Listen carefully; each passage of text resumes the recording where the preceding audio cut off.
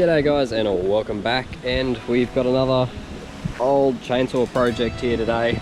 Sorry if the wind noise is bothering you, it is a little bit windy out, but thankfully that's meaning it's not quite as hot as it has been.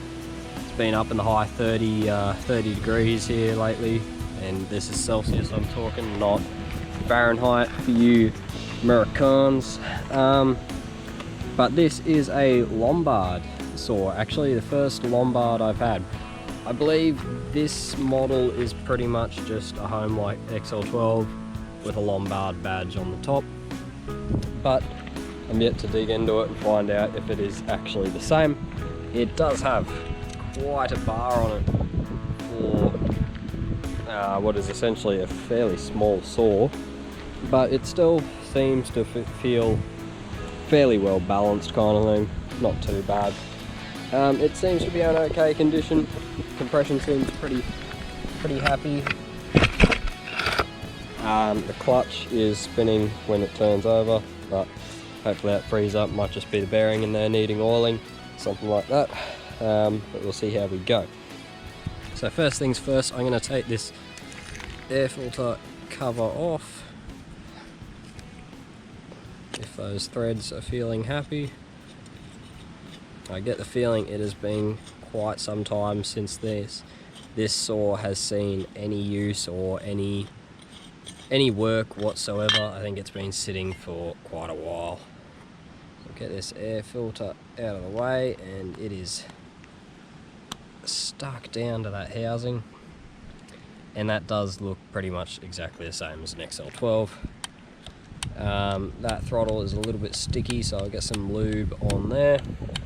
We'll get some fuel down in that intake and see if we can get some fire out of it. I'm sure then we'll put some fuel in it if it fires, and we'll go from there, see what happens, see if we can get any life out of it. So let's get into it.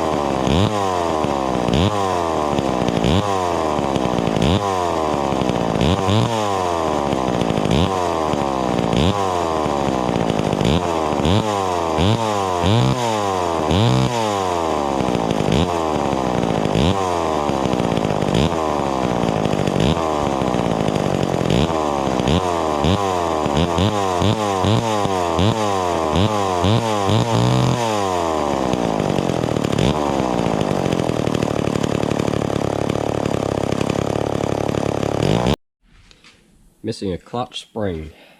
However, I do have one off, a second one of these that I'm going to do later on, so I stole that for the time being. I'll get a replacement for it before I do it.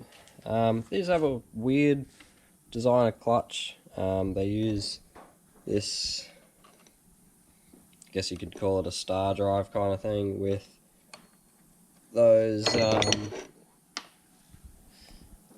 little circular tabs kind of thing inside slots in there that locate your clutch shoes and obviously drive on your drum.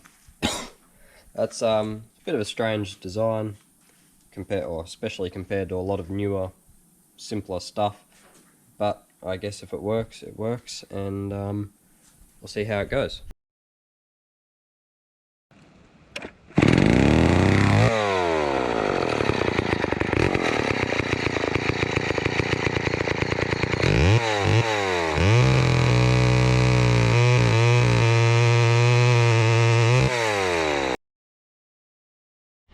So that was way easier than I expected. This thing didn't even need a carb kit. It started up and ran on its own pretty much.